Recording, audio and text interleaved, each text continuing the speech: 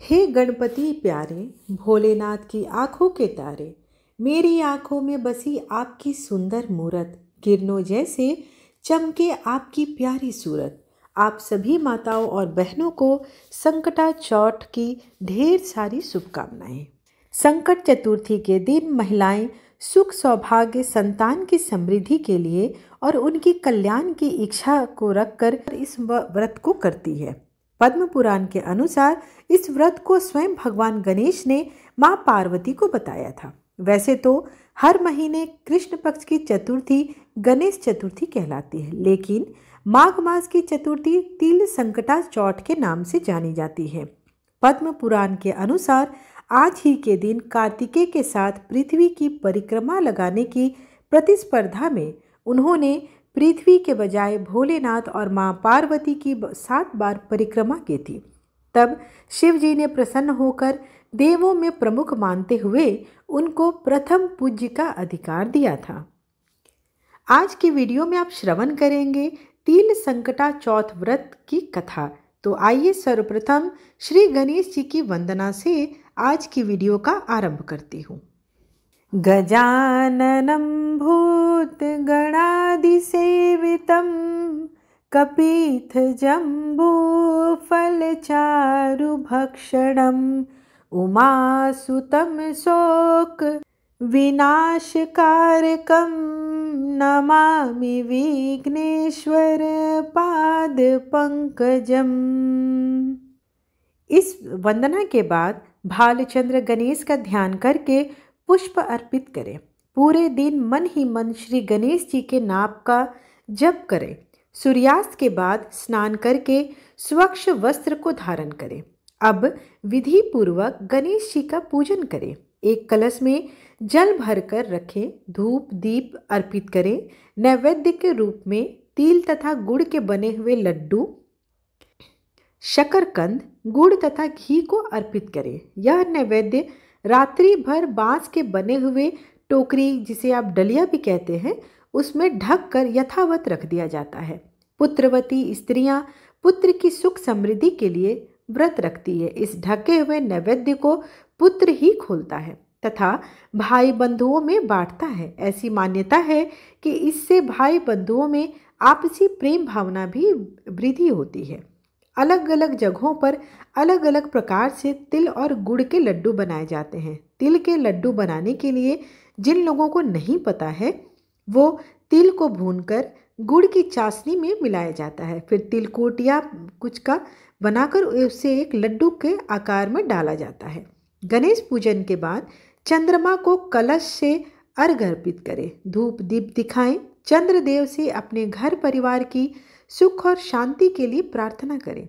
इसके बाद एकाग्रचित्त होकर कथा का श्रवण करें। तिल चौथ की कहानी कुछ इस प्रकार से है। एक शहर में देवरानी और जेठानी रहती थी। जेठानी अमीर थी और देवरानी गरीब थी। देवरानी गणेश जी की भक्त थी। देवरानी का पति जंगल से लकड़ी काटकर बेचता था और अक्सर वह बीमार भी रहता था। देवरानी जेठानी के घर का सारा काम करती और बदले में जेठानी बचा हुआ खाना, पुराने कपड़े उसे दे देती थी। इसी से देवरानी का परिवार चल रहा था।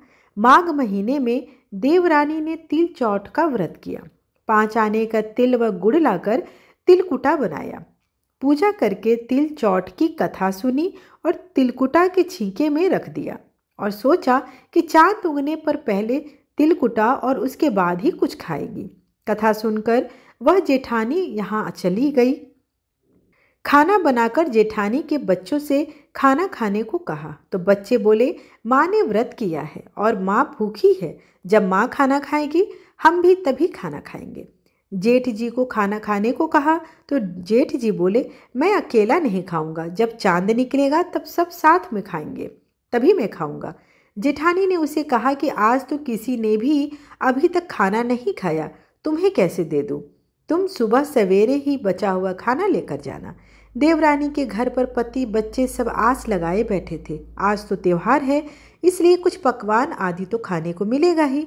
परंतु जब बच्चों को पता चला कि आज तो रोटी भी नहीं मिलेगी तो बच्चे रोने लगे। उसके पति को भी बहुत गुस्सा आया और कहने लगा, सारा दिन काम करके भी 2 रोटी नहीं ला सकी थी तुम, क्या काम करती हो। पति ने गुस्से में आकर पत्नी को कपड़े धोने से बहुत मारा। धोना हाथ से छूट गया तो पाटे से मारा। वह बेचारी गणेश जी को याद करती हुई रोते रोते पानी पीकर सो गई। उस दिन गणेश जी देवरानी के सपने में आए और कहने लगे, धोने मारी, पाटे मारी, सो रही है या जाग रही है। वह बोली, कुछ सो रही हूँ, कुछ जाग रही हूँ। गणेश जी बोले, भूख लगी है, कुछ खाने को दो। देवरानी बोली, क्या दूँ, मेरे घर में तो अन्न का एक दाना भी नहीं है। जेठानी बचा खुचा खाना देती थी, आज वह भी नहीं मिला है। पूजा का बचा हुआ तिल कुटा छींके में पड़ा है, वही खा लो। तिल कुटा खाने के बाद गणेश जी बोले, धोवने मारी, पाटे मारी, निपटाई लगी है, कहाँ निपटे। वह बोली, यह बड़ा घर है, यहाँ इच्छा हो तो यहीं निपट लो।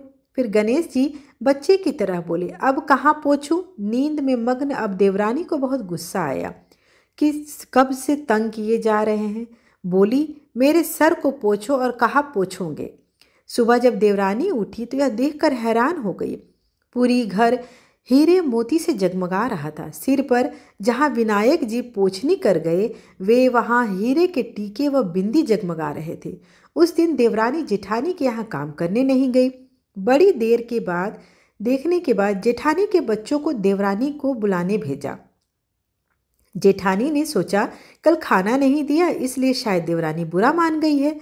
बच्चे बुलाने गए और बोले, चाची चलो, माँ ने बुलाया है, सारा काम पड़ा है। देवरानी ने जवाब दिया, अब उसकी ज़रूरत मुझे नहीं है, घर में सब भरपूर है गणेश जी के आशीर्वाद से।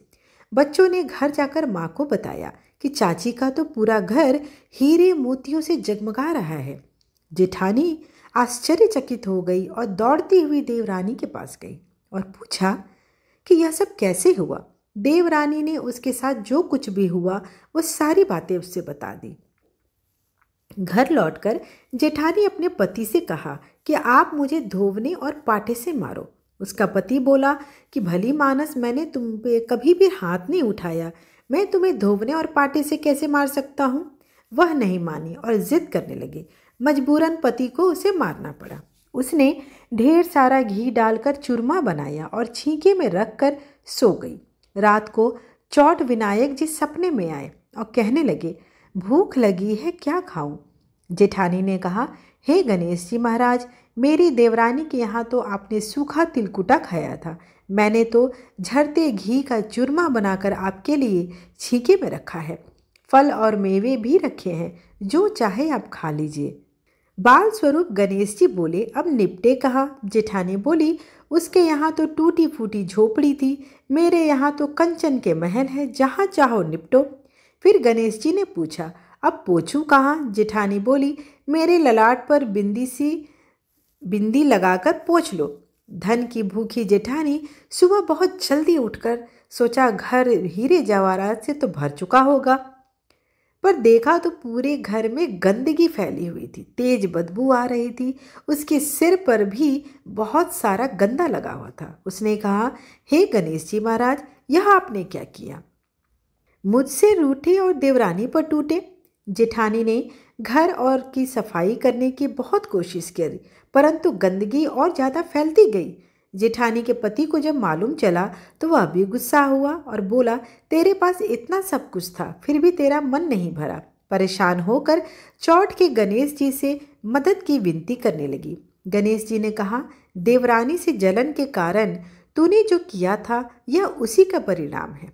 अब तू अपने धन में से आधा उसे दे देगी, तब यही साफ होगा। उसने आधा धन बांट दिया, किंतु मोहरों की एक हांडी चूल्हे के नीचे गाड़ रखी थी। उसने सोचा किसी को पता नहीं चलेगा और उसने उस धन को नहीं बांटा। उसने कहा, हे श्री गणेश जी, अब तो अपना यह बिखराव समेटो। वे बोले, पहले चूल्हे के नीचे गड़ी हुई मोहरों की हांडी निकालो। जेठानी को सबक सिखाया। उसके बाद, हे गणेश जी महाराज, जैसे आपने देवरानी पर कृपा की वैसे ही सब पर कृपा करना। कहानी कहने वाले, सुनने वाले और इसके ध्यान पूर्वक सुनकर इसका ध्यान करने वाले सब पर भगवान गणपति जी की विशेष कृपा रहती है।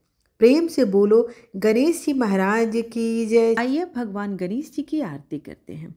जय गणेश जय गणेश जय गणेश देवा, माता जाकी पार्वती पिता महादेवा। पान चढ़े फूल चढ़े और चढ़े मेवा, लड्डुअन का भोग लगे संत करे सेवा।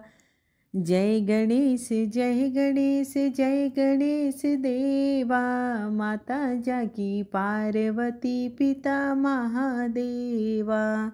एक दंत दयावंत चार भुजाधारी, मस्तक सिंदूर सोहे मूस की सवारी।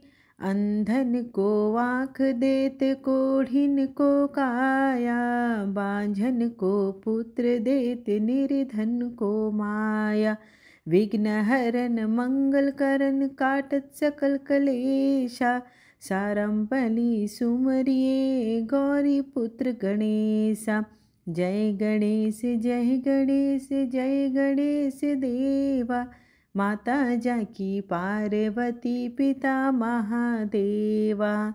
दीनन की लाज रखो शंभु सुतवारी, कामना को पूर्ण करो जग बलिहारी। जय गणेश जय गणेश जय गणेश देवा, माता जाकी पार्वती पिता महादेवा। आज की कथा का श्रवण करने के लिए आप सबका बहुत बहुत धन्यवाद।